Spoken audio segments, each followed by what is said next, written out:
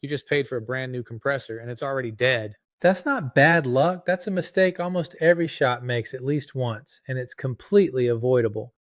Here's what actually happens: a compressor fails. You pull it, you order a replacement, you drop it in, you fire the system back up. Looks perfect on day one. Then 2 weeks later, sometimes 2 days later, it's dead again. Now you're out the labor, out the part, and the customer is looking at you like you don't know what you're doing. So, what's really going on here? Like, the compressor was never the actual problem, it was the symptom. Something else in that system killed it. And if you don't find that something else, it's going to kill the next one too. Three things cause this almost every single time. Let's go through them. First, a dirty or partially blocked filter dryer. This little canister filters moisture and debris out of the refrigerant line. When a compressor burns out, especially an electrical burn, it releases acid into the system. That acid gets into your oil, into your lines, everywhere. If you don't replace the dryer, or if you use an old style dryer instead of a burnout rated one, that acid just keeps circulating and eating away at your brand new compressor from the inside. Second, non-condensables in the system. That's a fancy way of saying air or moisture that shouldn't be there. Every time you open a system to swap a part, you're letting atmosphere in. If you don't pull a deep, proper vacuum before recharging, you're leaving moisture and air trapped in that refrigerant loop. Moisture plus refrigerant plus heat creates acid. Air raises your head pressure and runs your new compressor hotter than it was ever designed for. Neither one takes long to finish the job. Third, and this is the one guys miss the most, they never diagnosed why the original compressor failed in the first place.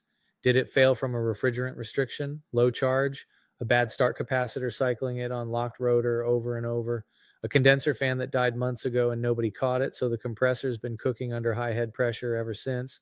If you swap the compressor without fixing the actual root cause, you've just installed a brand new part into the exact same broken system. It's going to fail the exact same way. So, how do you actually confirm which one of these is going on? Before you ever open the box on that new compressor, look at the old one. Pull the oil sample if you can.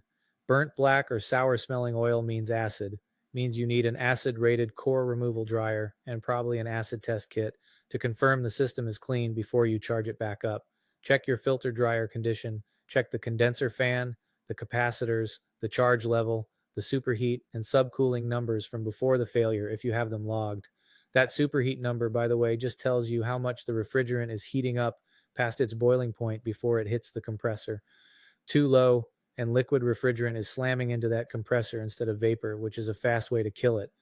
Once you know the actual cause, fix that first. Then, and only then, install the new compressor. When you do install it, do it right. Use a proper burnout rated filter dryer, not whatever you got sitting on the shelf.